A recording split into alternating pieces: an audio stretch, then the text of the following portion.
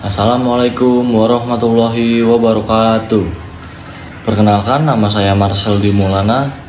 Saya dari kelas 11H. Saya ingin mempresentasikan mengenai IMF atau yang disebut International Monetary Fund.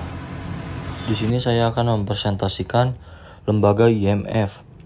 Lembaga IMF atau International Monetary Fund adalah organisasi internasional yang bertugas menjaga stabilitas sistematis keuangan global dan mempererat kerjasama moneter antar negara.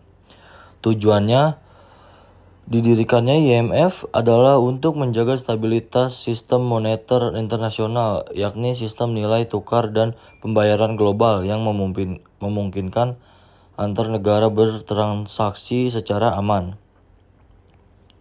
Kerjasama yang pernah dilakukan, kerjasama antara Indonesia dan IMF telah berlangsung sejak tahun 1954 dan berkembang dari pemberian pinjaman darurat menjadi kemitraan strategis dalam bentuk konsultasi kebijakan.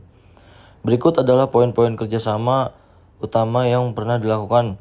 Yang pertama, kerjasama strategis dan bantuan teknis saat ini.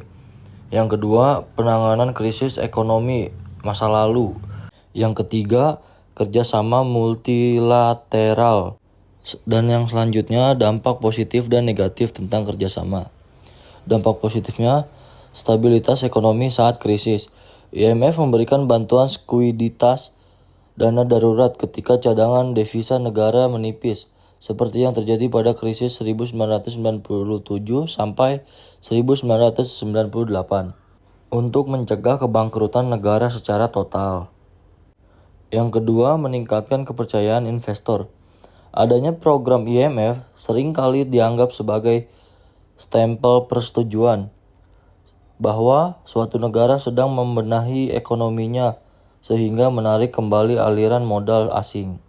Yang ketiga, bantuan teknisi dan pemantauan, memberikan akses pada pakar ekonomi internasional untuk membantu merumuskan kebijakan fiskal dan moneter yang lebih modern dan efektif melalui konsultasi rutin tahunan.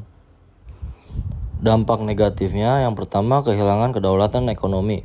Negara peminjam sering kali harus mengikuti syarat-syarat ketat yang didikte oleh IMF yang kadang tidak sesuai dengan kebutuhan sosial masyarakat lokal.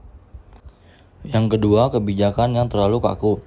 Beberapa kritikus berpendapat bahwa resep IMF saat krisis 1998 justru memperparah kebangkrutan perusahaan domestik dan meningkatkan jumlah pengangguran secara drastis. Yang ketiga, beban utang jangka panjang.